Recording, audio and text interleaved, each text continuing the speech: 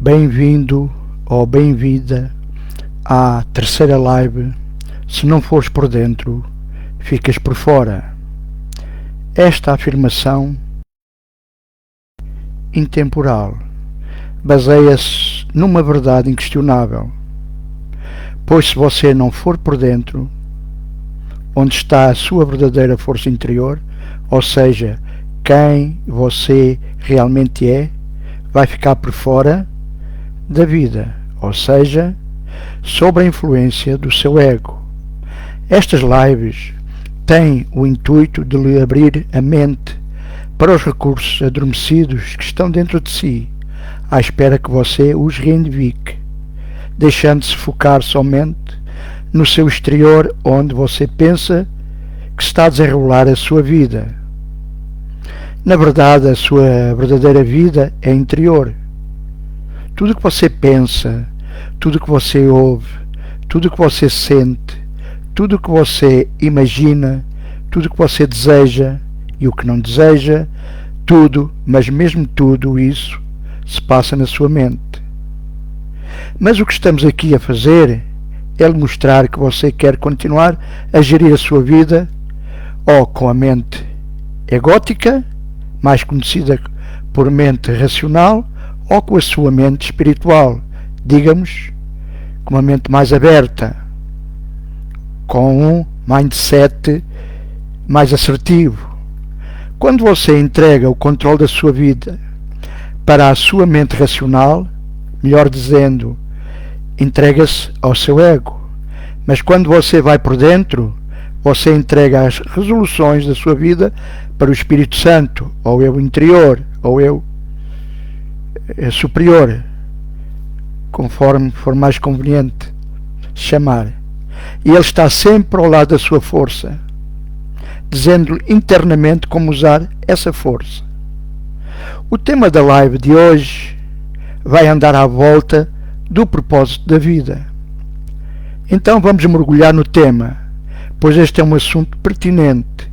Filósofos de todas as épocas, até contemporâneos, a começar pelos gregos, começaram e sempre deram as suas variadas contribuições na tentativa de desvendar o sentido da vida. Na verdade, e mesmo que você de momento ainda não acredite, existe apenas um propósito para a vida, ou seja, que você e tudo aquilo que vive experienciem a mais plena glória. Tudo o que você disser, pensar ou fizer está subordinado a essa função.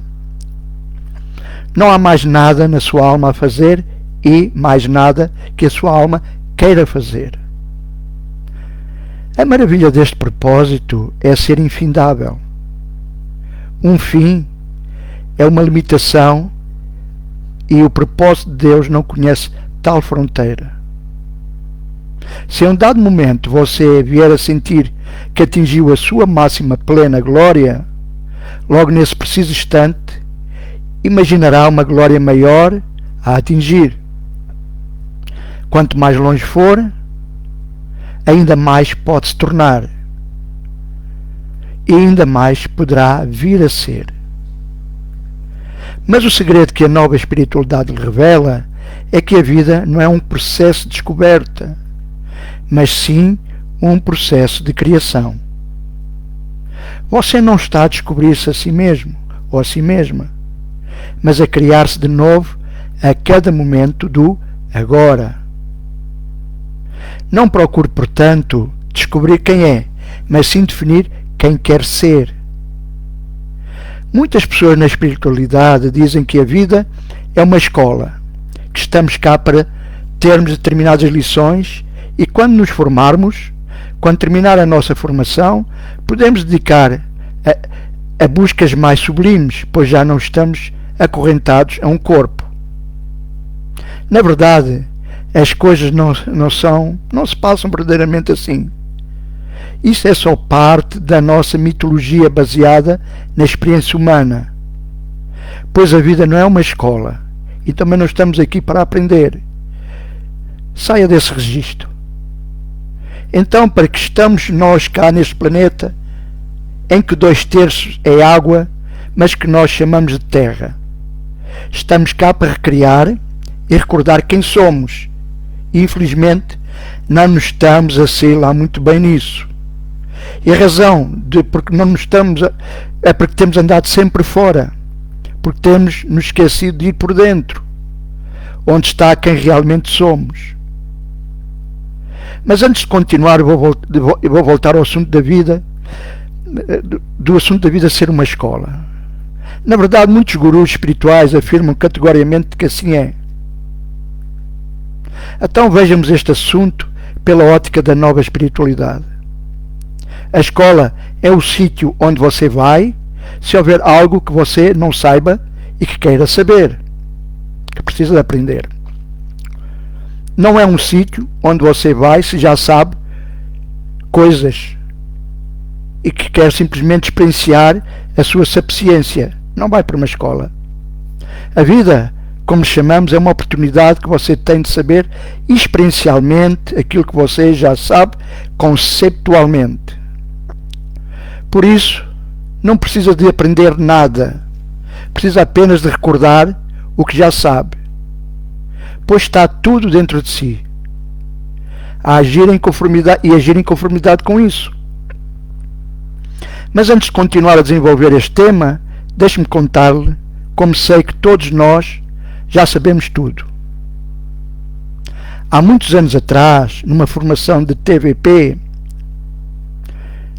quer dizer Terapia de Vivências Passadas, em que conheci o Joel Abreu, psicólogo e presidente da Associação Brasileira de Psicólogos Praticantes de TVP, e na altura ele era um dos responsáveis da formação dessa associação. Criámos quase instantaneamente uma relação não só profissional, mas também de amizade, uma vez que descobrimos que tínhamos nascido no mesmo dia, no mesmo ano e no mesmo mês, somente com uma diferença de 1 hora de diferença. Eu sou mais velho do que ele. Na rápida empatia que se gerou, sempre que tínhamos oportunidade, fomos falando de aspectos e abordagens para ajudar a ultrapassar as dificuldades que se apresentavam a alguns dos nossos pacientes nesta vida, que muitas vezes estava ligada às suas vivências passadas. Ele abordou uma técnica em que estava trabalhando. Achei que era muito bem estruturada e tratei de juntá-la aos meus recursos terapêuticos. Fui melhorando-a, juntando-la a recursos da minha própria experiência. O Joel chamava esta prática terapêutica visitar o sábio da montanha, que é criar não mais do que um arquétipo. Então, o que fazia na prática clínica era pôr as pessoas num estado alterado de consciência e, depois de perceber que elas estavam num estado alterado de consciência, muito perto daquilo que é chamado hipnose, ou mesmo num estado de hipnose ligeira, fazia uma contagem ascendente para o cliente entrar, ou o paciente entrar, no estado da supraconsciência. Então, com alguma estratégia, fazia-o subir à montanha, embelezando o caminho, criando imagens ou para favorecer a imaginação do paciente, até que a dada altura dizia-lhe que ia aparecer o sábio da montanha, que sabia tudo sobre a vida dele. E então, quando o paciente dizia-me que sim, que já estava a ver e já estava presente o sábio da montanha, pedia-lhe para ele, eu estou a encurtar para não estarmos a perder muito tempo, para ele ou ela ou para o paciente perguntar ao sábio da montanha porque o problema que ela estava a atravessar, as razões, e pode acreditar, as primeiras vezes fiquei impressionado. Como é que aquela pessoa, que eu pensava que tinha criado só um arquétipo, um padrão para poder efetivamente trabalhar a mente, ela podia-me dar uma resposta tão elaborada, ultrapassava. Aquela pessoa não podia saber conscientemente trazer tanta sabedoria, tanto amor, tanta humildade, tanta compaixão, que eu dizia assim, mas de onde é que saiu isto tudo? Onde é que esta pessoa foi buscar isto? A verdade é que ela estava a acessar a sua parte divina e que estava a explicar efetivamente que tudo que tinha feito até aquela altura não estava certo, da maneira como tinha feito as coisas, porque não, o sábio só estava efetivamente a servir de arquétipo para ela poder trazer à superfície, lógico, o paciente ao acreditar que era um sábio, ao ter esse arquétipo, saber que o sábio tem sabedoria, e então essa sabedoria estava a ser interpretada por ela, não pelo sábio. Bem, então na verdade nós sabemos muito mais, fiquei convencido, do que pensamos que sabemos. A verdade é que as coisas estão no nosso subconsciente e geralmente só conseguimos aceder a elas porque com o estado alterado de consciência, ou seja, pondo a pessoa num estado, chamemos de hipnose clínica, podemos contornar o ego que dificulta todas essas situações e podemos efetivamente acessar essa informação ou no subconsciente ou no supraconsciente, depende para onde dirigirmos o processo terapêutico. E na verdade, seja num ou seja noutro, há muita informação. Todos nós já estivemos centenas e milhares de vezes neste planeta. Temos no nosso registro arcáicos toda a informação que precisamos. Não sabemos aceder a elas. Não sabemos aceder a elas porque temos um vilão que chama-se o ego, que está sempre atento, que está no nosso racional, que está sempre a filtrar e a bloquear tudo que vá contra o controle dele. Pronto, por aí só queria você percebesse que tudo que vamos ouvir, que vamos tratar agora, é verdade, você tem esse potencial. Mas vamos falar de coisas muito interessantes, algumas das quais vai ir ali à margem das suas crenças. Então, já deve ter percebido, pela explicação, que a sua alma sabe, durante o tempo todo, tudo o que há para saber. Nada lhe é ocultado, nada lhe é desconhecido. Contudo, não basta saber. A alma procura experienciar. Você não pode saber se é generoso ou generosa, mas se não fizer algo que revele generosidade, você dispõe apenas de um conceito, não da experiência. Você pode saber que é amável, mas se não fizer uma amabilidade a alguém, nada mais terá do que uma ideia sobre si mesmo. O único desejo da sua alma é transformar o seu mais grandioso conceito sobre si mesmo na sua maior experiência. Até o conceito se tornar experiência, existe apenas especulação. E Deus tem especulado sobre Ele próprio mais tempo do que você consegue imaginar. Mais do que a idade deste universo. Ficou baralhado? Deus a especular? Sim, Deus a especular. Deixe explicar da seguinte maneira. No princípio, o que é, ou seja, Deus, era tudo o que havia, mais nada. Contudo, tudo o que é, ou seja, Deus, não podia conhecer-se a si mesmo, porque Ele era tudo o que havia e além dele não havia mais nada. Este é o grande não é, que os nossos místicos se referiram desde o princípio dos tempos. Ora, tudo o que é, ou seja, Deus, sabia que era tudo o que havia, mas isso não era o suficiente, pois ele podia apenas conhecer a sua total magnificência, conceitualmente e não experiencialmente. No entanto, a experiência de si mesmo era que Deus mais ansiava, porque queria saber como era sentir-se assim e mais magnificente. Mas era impossível, dado que o próprio termo magnificente é um termo relativo. Tudo o que é, ou seja, Deus, não podia saber como era sentir-se magnificente, enquanto aquilo que não é, não se revelar. Dessa perspectiva, na ausência daquilo que não é, aquilo que é, não é. Ficou confuso? Ficou confusa? Então deixe explicar de outra maneira. A única coisa que Deus sabia era que não havia mais nada além dele. E por isso nunca podia nem viria a conhecer-se a partir de um ponto de referência exterior a si mesmo. No entanto, Deus decidiu conhecer-se experiencialmente. Essa energia pura, invisível, inaudível, inobservável e por conseguinte totalmente desconhecida, decidiu experienciar-se com total magnificência, que era na realidade. Para o fazer, concebeu que teria de usar um ponto de referência interior. Deduziu corretamente que qualquer parte de si mesmo teria necessariamente de ser menor do que o todo e que, portanto, muito simplesmente se dividisse a si mesmo em partes, cada parte sendo menor do que o todo. Podia olhar para si mesmo e ver magnificência.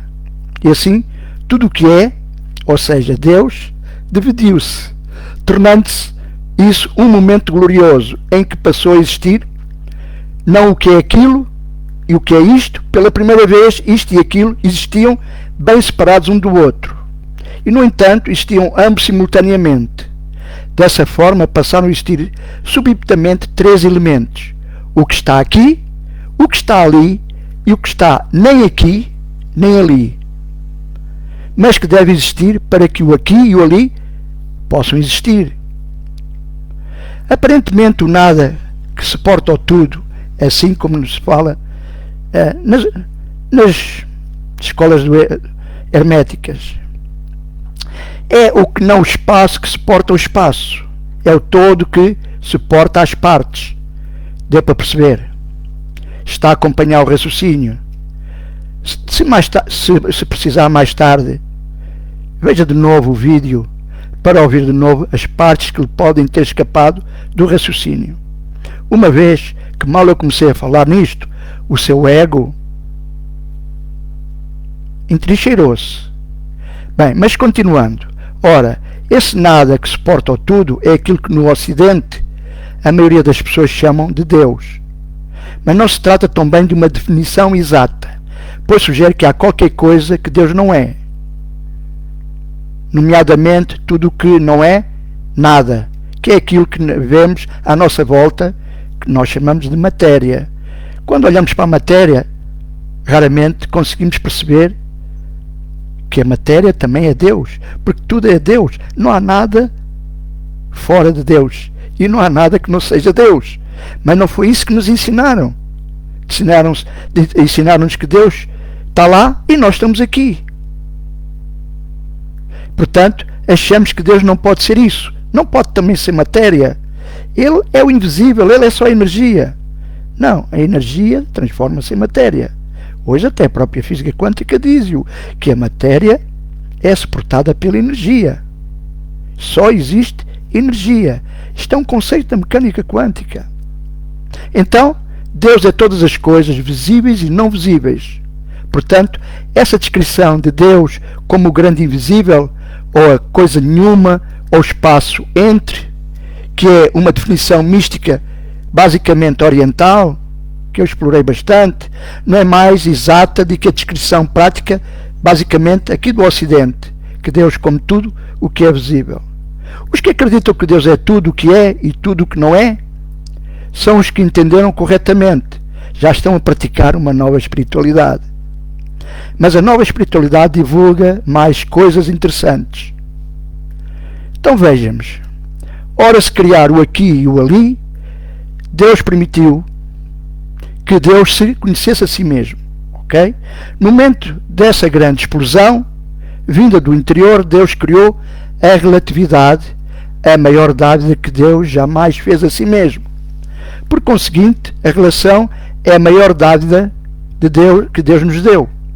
Assunto que vamos analisar numa outra live, para isto não ficar muito pesado. Temos, portanto, de entender que a partir daquilo chamado coisa nenhuma, surgiu o tudo e o todo. Este é um invento espiritual totalmente compatível com a teoria dos cientistas que chamam o Big Bang. Assim, com a entrada em ação dos elementos do tudo, Deus criou o tempo, pois uma coisa estava primeiro aqui, depois estava ali, e o período gasto em ir daqui para ali era mensurável. Então passámos a chamar tempo. Deus sabia que para o amor existir e conhecer-se a si próprio como amor puro, teria também de existir o seu exato oposto. Por isso, Deus criou propositadamente a grande polaridade, o oposto absoluto do amor, ou seja, tudo que o amor não é, que é aquilo que nós conhecemos por medo. Estas são as grandes duas polaridades do universo. Existindo o medo, o amor já podia existir enquanto algo capaz de ser experienciado. É esta criação de dualidade entre amor e o seu oposto que nós, nas nossas diversas mitologias, descrevemos como o nascimento do mal, a queda de Adão, a revolta de Satanás e por aí fora. Tal como decidimos personificar o amor incondicional ou puro na figura de Deus, e personificamos o medo na figura que chamamos trevas ou diabo. Como a mente humana é fértil, alguns criaram mitologias assaz elaboradas em torno desse evento, repleta de cenários e batalhas e guerra, soldados angélicos e guerreiros diabólicos do mal, as trevas do bem e do mal, da luz e das trevas. Essa mitologia foi a primeira tentativa da humanidade para entender e explicar aos outros, de uma forma como eles pudessem entender, uma ocorrência cósmica da qual a alma humana tem profunda consciência, mas que a mente, alterada pelo ego, tem grande dificuldade em conceber. Ao transformar o universo numa versão dividida de si mesmo, Deus criou, a partir da energia pura, tudo o que agora existe, seja visível ou invisível. Por outras palavras, não foi apenas o universo físico que dessa forma foi criado, mas também o universo metafísico. A parte de Deus que constitui a segunda parte da equação sou, não sou, também explodiu num número infinito de unidades mais pequenas que o todo. É essas unidades de energia que nós chamamos espíritos. Em alguma das nossas crenças religiosas afirma-se que Deus Pai tem alguns espíritos filhos. Esse paralelo com as experiências humanas de uma vida que se multiplica a si mesma parece ser a única forma de levar as massas a acreditar no conceito da súbita aparição e da súbita existência de incontáveis espíritos no reino dos céus. Neste caso, as nossas histórias culturais e místicas não estão assim muito longe da suprema verdade, pois os incontáveis espíritos, de quais nós fazemos parte, que compõem a totalidade de Deus, são mesmo, no sentido cósmico, os seus filhos. O propósito de Deus, ao dividir-se, foi criar suficientes partes dele para que pudesse conhecer-se experiencialmente como Criador, ou seja, criando. E sim deu a cada uma das suas incontáveis partes dele, todos os seus filhos, que nós chamamos de filhos espíritos, o mesmo poder de criar que ele possui como o todo.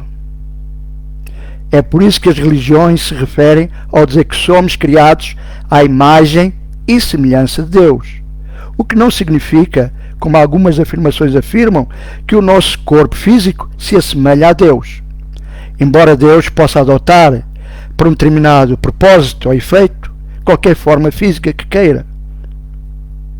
O verdadeiro significado é que a nossa essência e a de Deus são a mesma. Somos feitos do mesmo estofo, somos o mesmo estofo, com as mesmas características e capacidades, incluindo a capacidade de criar uma realidade física a partir do ar. E aqui, novamente, as suas crenças vão acionar todas as defesas e toda a sua incredulidade. Mas Jesus fez isso, e atualmente há yogis e homens santos ainda que o fazem, ao qual eles chamam manifestar. Um yogi, quando materializa qualquer coisa, chama vou manifestar isto. Não diz vou criar. São termos, palavras, símbolos. Então, quando um jornalista perguntou ao mestre Osho, quando ele residia nos Estados Unidos e criou lá a sua organização, porque ele, vindo de um país tão pobre, estamos a falar dos anos 60, 70, tão pobre, precisava de ter cerca de 1000 carros Rolls Royce, ele simplesmente respondeu: eu não os comprei, eu não preciso de dinheiro, eu manifesto tudo o que preciso e ainda hei de ter 365 Rolls Royce, um por cada dia do ano, para mostrar aos cientistas o poder do yoga. Ele não teve a oportunidade de concretizar essa promessa porque o FBI o considerou persona non grata e ele voltou para a Índia à força. Eu tenho o meu poder, a gravação dessa entrevista. Sei que é verdadeira. Agora, possivelmente já começa a perceber porque é que, se não for por dentro, fica por fora. Mas ainda só agora estou na introdução. Vou repetir aqui o que expliquei no meu livro Os 7 Passos para uma Amizade com Deus. Então comecemos. Então o propósito de Deus, ao criar-nos como seus filhos espirituais, foi o de se reconhecer a Ele próprio como Deus. Parece algo espantosamente simples e, no entanto, torna-se muito complexo. Porque existe apenas uma maneira de nos conhecermos como sendo partes de Deus. É começando por nos conhecermos como não sendo parte de Deus. E é nessa posição que está a maioria da humanidade. Para tentar manter esta explicação simples, vou utilizar o nosso modelo mitológico de filhos de Deus como base para a explicação. Voltemos, pois, à forma como este processo de autoconhecimento deve se desenrolar. Deus tinha uma maneira de fazer com que os seus filhos se conhecessem como partes dele, ou seja, de Deus. Bastava muito simplesmente dizer-nos o que ele fez. E foi o que ele fez. Mas a verdade é que os espíritos não se contentaram em conhecerem-se apenas como Deus que eram, ou partes de Deus, ou filhos de Deus, ou herdeiros do reino, seja qual for a mitologia que queiramos usar. Como já foi referido, conhecer algo e experienciá-lo são duas coisas diferentes. O espírito ansiava por se conhecer experiencialmente. A consciência conceitual não nos bastava. Por isso, Deus engendrou um plano. Foi a ideia mais extraordinária de todo o universo. E também a mais espetacular colaboração, porque todos nós estamos nela envolvidos, com Deus, obviamente. Segundo o plano, nós, enquanto puro espírito, entraríamos no recém-criado universo físico. Isso porque a fisicalidade é a única forma de se conhecer experiencialmente aquilo que se conhece conceitualmente. É por essa razão que Deus criou o universo físico e o sistema de relatividade que rege o universo e toda a criação. Uma vez dentro do universo físico, nós, ainda na condição de espíritos encarnados, podíamos experienciar aquilo que conhecemos de nós próprios.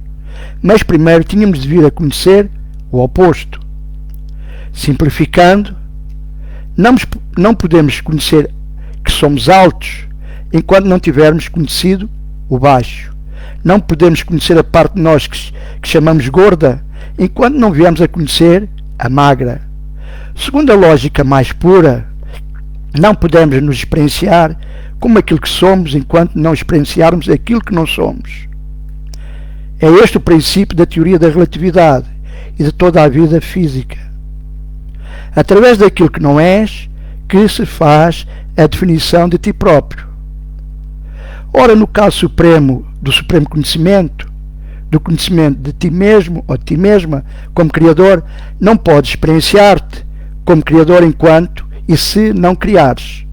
E não podes criar-te enquanto não te descriares. Essa forma, primeiro tens de não ser para depois seres. Está entendido? Claro que você não tem hipótese de não ser aquilo que é. E é simplesmente um espírito puro e criativo. Sempre o foi e sempre o será. Só está com uma roupagem humana, nada mais. Você fez o que todos os outros fizeram. Obrigou-se a esquecer quem realmente era. Ao entrar no universo físico, abandonou a sua lembrança de si mesmo como quem realmente era. Isso permitiu optar por ser quem é, em lugar de seguir com a corrente, por assim dizer. E o ato de adotar, por ser, em lugar de ouvir, dizer que é uma parte de Deus, é que você próprio tem a experiência de ter todas as opções, ou seja, por definição, aquilo que Deus é. Contudo, como pode optar sobre algo em relação ao qual não existe outra opção? Vamos saber na próxima live. Agora vamos fazer um pequeno relaxamento, ok? E vamos fazer a nossa oração, ok? Então, faça algumas respirações profundas, deixando que o ar entre e o ar saia, concentrando a sua atenção na respiração,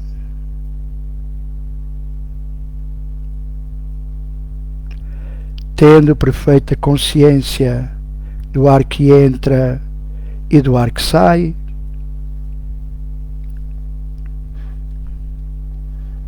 E depois, mentalmente e só mentalmente, solte, relaxe e descontraia os dedos dos pés. Solte, relaxe e descontraia todos os músculos dos pés. Solte, relaxe e descontraia os músculos da barriga das pernas. Solte, relaxe e descontraia todos os músculos das coxas, ancas e quadris. Solte, relaxe e descontraia todos os músculos da cintura. Solte, relaxe e descontraia todos os músculos das costas. Solte, relaxe e descontraia todos os músculos do peito e da caixa torácica. Solte, relaxe e descontraia todos os músculos do pescoço, trapézios e ombros. Solte, relaxe e descontraia todos os músculos dos braços, dos antebraços e mãos. Solte, relaxe e descontraia todos os músculos do rosto e da cabeça. Solte, relaxe e descontraia os músculos do queixo,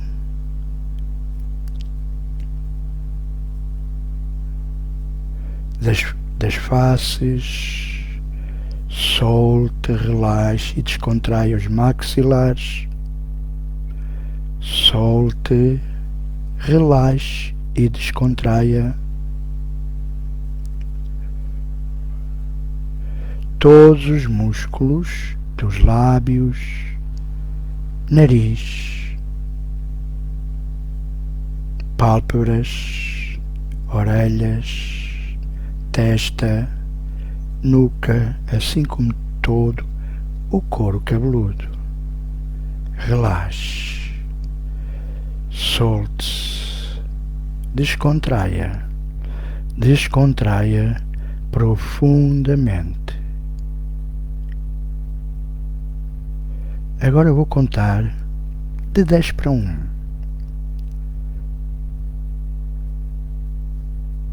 E a cada número contado, você vai soltando e relaxando mais profundamente.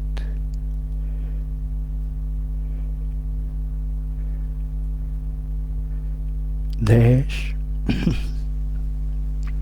9, relaxando, 8,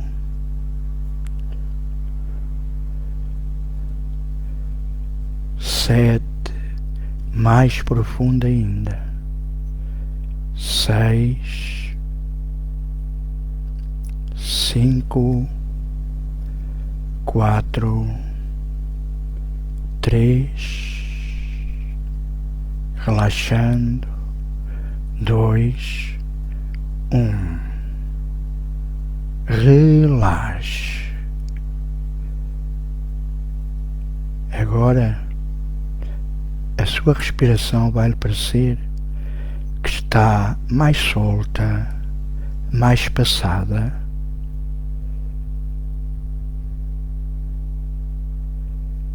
E mais tranquila.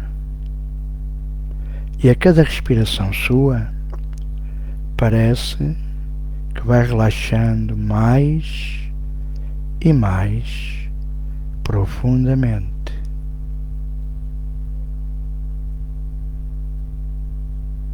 Relaxe. Relaxe. Agora vai usar a sua imaginação e imagina que está numa praia deserta. Só você junto às ondas que vão e vêm. Nessa massa d'água, a perder de vista, num horizonte bem distante. E nesse horizonte distante parece existir uma linha que separa o mar do céu, de um céu azul, de um céu muito azul, totalmente azul, sem nuvens. Agora imagine que esse azul vai baixando e vai começando a envolver o seu corpo, começando pela cabeça, envolvendo toda a sua cabeça, o seu rosto, o seu pescoço, os seus trapézios, ombros, braços, antebraços e mãos. Essa luz azul, curadora e relaxante vai envolvendo completamente os seus membros superiores e depois vai descendo pelas suas costas, envolvendo o peito e a caixa torácica.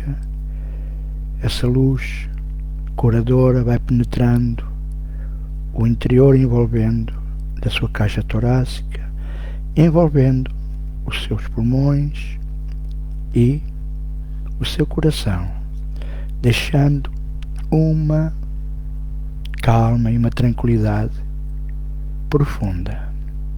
Agora a luz vai descendo para a sua cintura, envolvendo a cintura, profundamente.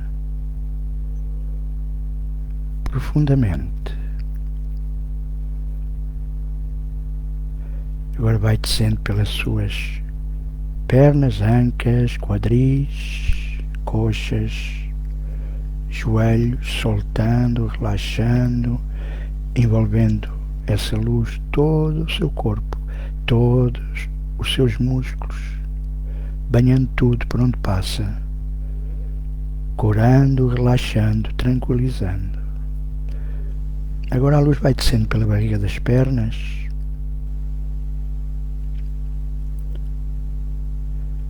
e canelas, mais uma vez, tudo vai sendo solto, tudo vai sendo relaxado, tudo vai ficando tranquilo, acabando por envolver os seus pés completamente e totalmente.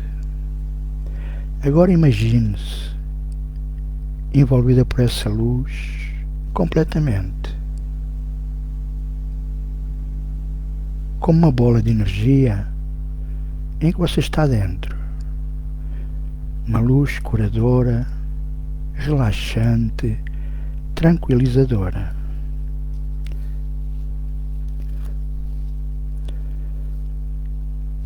E agora, eu vou dizer a oração lentamente e você pode repetir conforme eu vou dizendo as palavras externamente ou pura e simplesmente repeti-las mentalmente.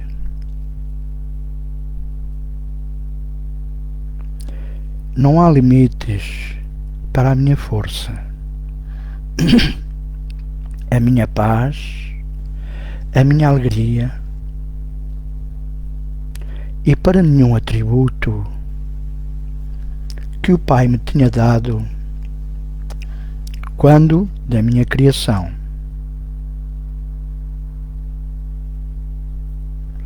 O que é a minha vontade, juntamente com a do meu Criador e Redentor, não pode deixar de ser feito. A minha vontade santa jamais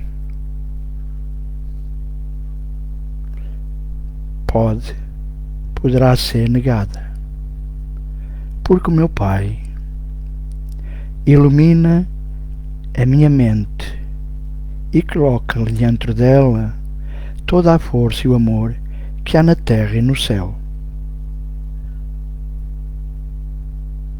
Eu sou aquele ou aquela a quem tudo isto é dado. Eu sou aquele em que habita o poder da vontade do Pai. Pai, a tua vontade pode fazer todas as coisas em mim. E depois estender-se ao mundo inteiro através de mim.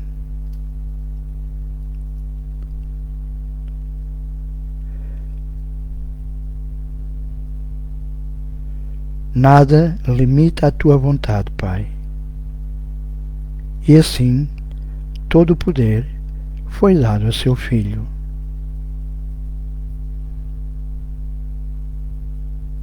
E assim é, e assim será. Bem, assim terminamos a nossa terceira live. Se não for por dentro, fica por fora da vida. Ajuda a divulgar a nova espiritualidade, partilhando estas lives e juntando-se à Legião Cognoscente, aqueles que sabem. Pois a nossa não é uma maneira melhor, só fazemos de outra maneira. E se você nasceu original, então não deve viver cópia. Bênçãos para si e para o seu despertar. E até sempre. E vou-lhe dar mais uma frase ou uma afirmação que deve repeti-la muitas vezes ao dia. Eu uno a minha mente à mente de Jesus. E Ele me guia no caminho da verdade e da vida. E juntos somos invencíveis. Acredite e assim será. Até sempre.